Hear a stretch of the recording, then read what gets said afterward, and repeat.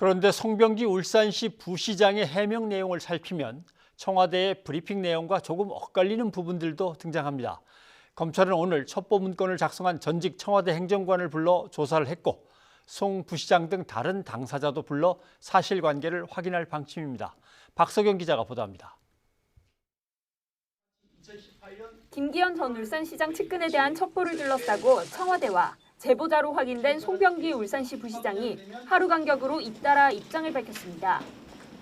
송 부시장이 당시 청와대 행정관에게 제보한 사실은 일치하지만 구체적인 경위를 보면 엇갈리는 대목이 있습니다. 먼저 청와대는 제보를 받았다고 밝혔는데 송 부시장은 YTN과의 통화에서 청와대 행정관이 먼저 물어봐 답변했다고 주장했습니다.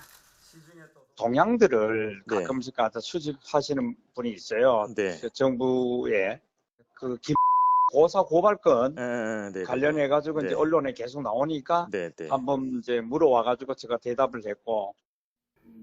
또 당시 민정비서관실에서 파견 근무하던 문모 전 행정관이 SNS로 내용을 받아 요약 편집한 뒤 백원우 전 비서관에게 전달했다던 청와대 설명과 달리 송 부시장은 SNS가 아닌 안부 통화를 하던 도중 시중에 떠돌던 김기현 전 시장 이야기를 나누었다고 주장했습니다. 아울러 송 부시장은 문 전 행정관과는 지난 2014년부터 알던 사이라고 밝혀 일각에서는 수년 동안 정보를 공유한 게 아니냐는 의혹도 제기됐습니다.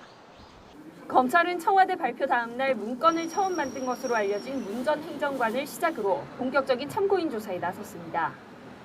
청와대와 송 부시장의 엇갈리는 사실관계를 중심으로 문건 작성 경위를 확인한 것으로 알려졌습니다. 검찰은 조만간 송 부시장도 소환해 제보를 전달하게 된 이유와 과정에 대해 캐물을 계획입니다.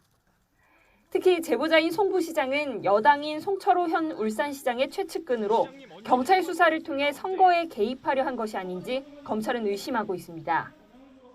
송 부시장은 시장 선거를 염두한 제보가 아니라고 강조했지만 본인이 언론에 밝힌 사실관계가 조금씩 차이가 나 검찰 수사에서 확인이 필요할 것으로 보입니다. YTN 박석영입니다.